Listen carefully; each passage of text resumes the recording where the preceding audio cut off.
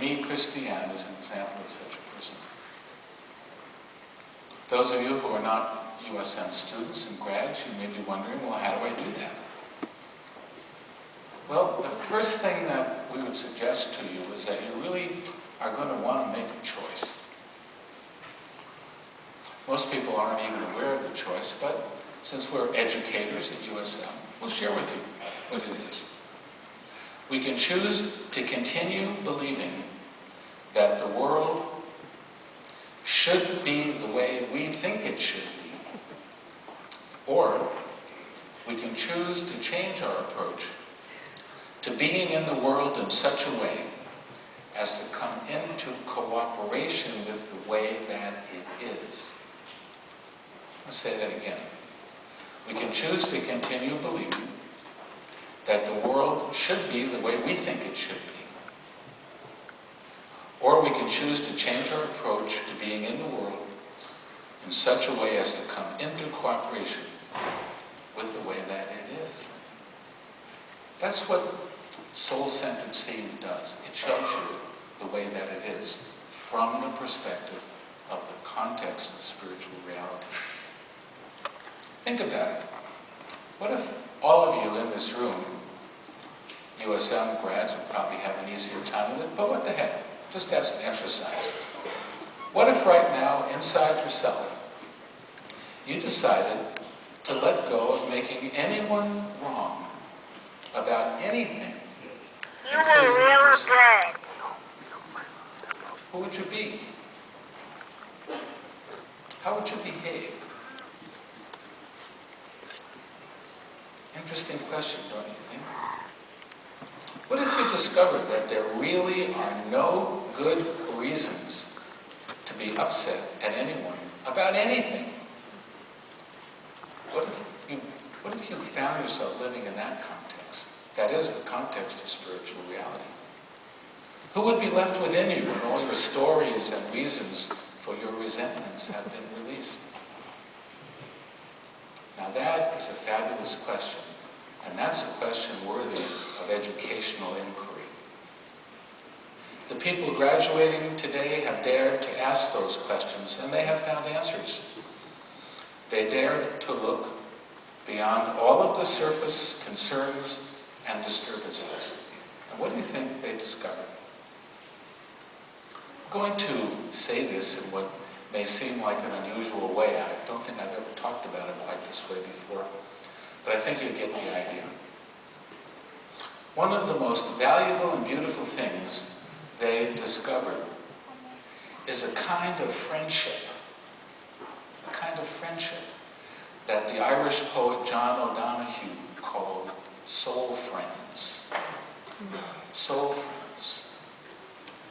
It's been said that a friend is someone who knows your song and sings it to you when you have forgotten it. Those who love you are not fooled by mistakes you have made or dark images you hold about yourself.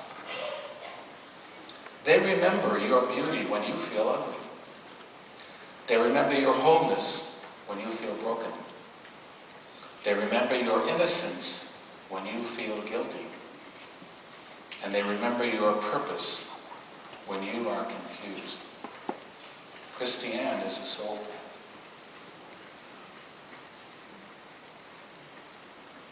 I had a dream just the night before last, because I was thinking about this, which I do, as you can imagine, I do before graduation time. And it was like the question I had posed in going to sleep was, what does this look like? Maybe I could have a dream where we demonstrate soul friends. So in the dream, there's a USM event going on of some sort, kind of like the Spirit Walk event that we all engaged in May. There's a lot of people that were going to be walking somewhere. And there was an elderly woman, I'd say probably in her 80s, but quite spry and quite spunky, and she wanted to participate, but she didn't think that she would be able to have the endurance to do the walk. So, of course, we encouraged her. Was there a way she could find to do it that could work for her? And I didn't know what had happened, but, we're we're now on the walk, and here I see her coming along. Well, she's riding a bicycle. She had found a way to participate so that when she got tired, she could stop and rest, and then pedal and catch up. And so that she wouldn't be alone, one of the USM staff members, a young man, was pedaling his bike right behind her. Soul friends. And I thought, well, that's great. And I kind of lost track of them. And then a little later on in the walk, I see them going by again. But this time, he's riding and pedaling his bike, and she's sitting on the crossbar between his arms. And she's just beaming. They had found a way to make it work and find that fulfillment in that experience, regardless. Soul friends. So when I come back to what will they do with their education, what have they really learned? How will they make their contribution in the world? I have to come to the conclusion that graduates from USM are really pioneers. And they're pioneers learning to live life in harmony with the evolutionary impulse that is present on this planet. You could say they are learning the art of soul friendship. I think that would be a nice way to say it.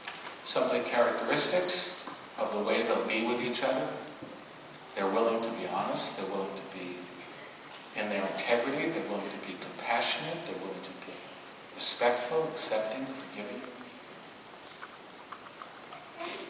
Loving, let's just call it. They're also going to have a lot more humor and joy in their lives. So graduates, I would be remiss if I didn't charge you with the responsibility as a USM grad. Because it's not easy being a pioneer and making your way in a world where the vast majority of people don't have the level of awareness that you have about who they are. And for you to find ways to make that okay and to share by example much, much more than your words what it is that you have learned. To finish up, I'll do it through the words of John Wesley, who said, "Do all the good you can, by all the means you can, in all the ways you can, in all the places you can, at all the times you can, to all the people you can, as long as ever you can." And, oh yes, be sure to start with your name and always do your homework early.